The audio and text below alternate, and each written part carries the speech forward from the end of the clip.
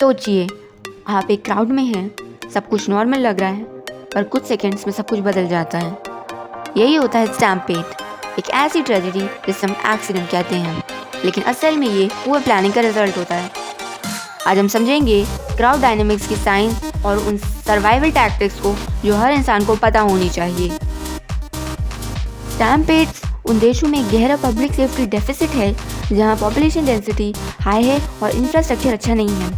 2001 और 2014 के बीच इंडिया में 3,216 स्टैम्पेड इंसिडेंट्स रिपोर्ट हुए, जिनमें 2,421 कैजुअलिटीज हुई आज पर NCRB डेटा।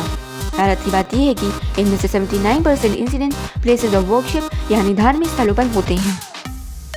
कंप्रेसिव एस्फिक्सिया, ज़्यादातर मौतें लोगों के ट्रैम्पल यानी पैरों तले कुचलने से होती हैं। वो इसलिए होती हैं क्योंकि हद से ज़्यादा प्रेशर आपके लंग्स को फैलने नहीं देता, जिससे कंप्रेसिव एस्फिक्सिया होता है। जब डेंसिटी 6 लोग पर स्क्वायर मीटर तक पहुंच जाती है तो आप अपनी मूवमेंट खो देते हैं और प्रेशर इतना हो सकता है कि आपके रिब्स टूट जाएं। अगर हम बात करें रीसेंट ट्रेजेडीज़ की तो 2 जुलाई 2024 हाथरस यूपी में 121 से ज़्यादा लोग मारे गए जब ऑर्गेनाइजर्स ने क्राउड साइज का अनुमान गलत लगाया। 4 जून 2025 बेंगलुरु कर्नाटका में चिन्नस्वामी स्टेडियम के पास IRCB क्रिकेट टीम की विक्ट्री सेलिब्रेशन के दौरान ओवरवेलमिंग क्राउड डेंसिटी की वजह से 11 लोग मारे गए। और सितंबर 2025 कुल्लू तमिलनाडु में एक पॉलिटिकल रैली में कम से कम 36 लोग मारे गए। दुनिया की सबसे डेडलीस्ट क्रशेस में से 2 आज के दौरान मक्का के पास हुई हैं। 1990 टनल ट्रेजेडी 1,426 मौतें और 2015 मीना स्टैम्पेड 2,400 से ज़्यादा मौतें। इन फेलियर्स ने स्ट्रक्चरल मॉडिफिकेशंस जैसे जमरात ब्रिज को बदलना और real time crowd flow analysis को ज़रूरी बना दिया।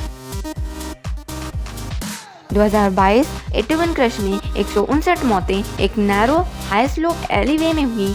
ट्रेजेडी का मेन कारण गलत पॉलिसिंग और बॉटलनेक बनने की इजाज़त देना था, ना कि मास पैनिक। न्यूयॉर्क का टाइम स्क्वायर न्यूयॉर्क ईव, जहां क्राउड को स्मॉल सेगमेंटेड पेन्स यानी छोटे ब्लॉक्स में डिवाइड किया जाता है, जिससे डेंसिटी हमेशा मैनेजेबल रहती है और मास सर्ज रुक जाता है। डेंजर का पल क्रश शुरू होने से बहुत पहले आता है। इन क्रिटिकल साइंस को पहचाने। फुल कॉन्टैक्ट, आप महसूस करते हैं कि लोग आपको चारों तरफ से घेरे हुए हैं, front, back, left, right. Loss of violation, आप क्राउड के प्रेशर की वजह से अपनी मर्जी के खिलाफ मूव कर रहे हैं। इनएबिलिटी टू मूव हैंड्स, अपने हाथों को अपने चेहरे या चेस्ट तक उठाना मुश्किल हो रहा है। इसका मतलब है कि डेंसिटी बहुत ज़्यादा है, 6 लोग पर स्क्वायर मीटर के करीब। शॉक वेव्स, आप क्राउड में से अननेचुरल वेव्स ऑफ प्रेशर को सफ़र करते हुए महसूस करते हैं।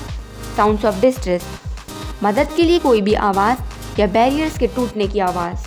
अगर आप साइन 2 या 3 देखते हैं तो डेंजर एक्यूट है, इमीडिएटली एजेस या हाई ग्राउंड की तरफ निकल जाएं। अगर आप ट्रैप हो चुके हैं और क्राउड जोर से सर्ज या स्वे करना शुरू कर दे तो सबसे पहले अपने लंग्स को बचाएं। द बॉक्सर इंस्टेंस, अपने हाथों को चेस्ट पर फोल्ड कर लें, एल्बो को आउटवर्ड रखें।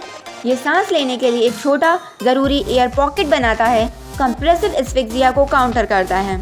Go with the flow, crowd के खिलाफ धक्का ना दें, उसकी मोमेंटम के साथ मूव करें। थोड़ी सी शांति में पेरिफेरी यानी एजेस और आउटर बाउंड्रीज की तरफ डायगनली 2 स्टेप्स लें। Stay quiet and conserve oxygen, चिल्लाएं नहीं, धीरे धीरे गहरी सांस लें। स्क्रीमिंग आपकी लिमिटेड ऑक्सीजन सप्लाई जल्दी खत्म कर देती है। Avoid unyielding barriers, walls, fences और फिक्स स्ट्रक्चर से दूर रहें। इन बैरियर्स के खिलाफ क्राउड प्रेशर एक्सपोनेंशियली यानी तेज़ी से बढ़ जाता है।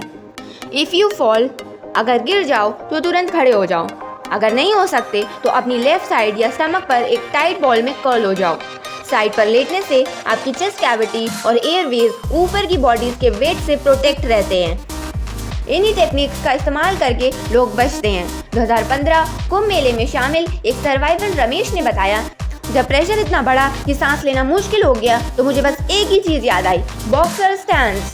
मैंने अपने हाथ ऊपर किए और एल्बो से आगे पीछे के लोगों से स्पेस बनाया, और जब भीड़ थोड़ी खुली तो मैंने सीधे स्ट्रेट चलने के बजाय तिरछा यानी डायगनली चलना शुरू किया। एक एक स्टेप लेके मैं बैरियर से दूर हुआ और किनारे पहुंच गया।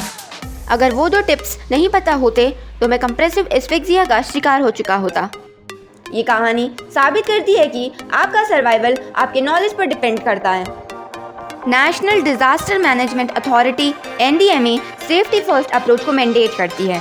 इवेंट ऑर्गेनाइजर्स की लीगली रिस्पॉन्सिबिलिटी है कि वो ये करें: pre event planning, technology and monitoring, on ground management and emergency response. Stampedes governance और डिज़ाइन की फेलियर हैं, खुद क्राउड की नहीं। आप ही अपनी सर्वाइवल की हैं।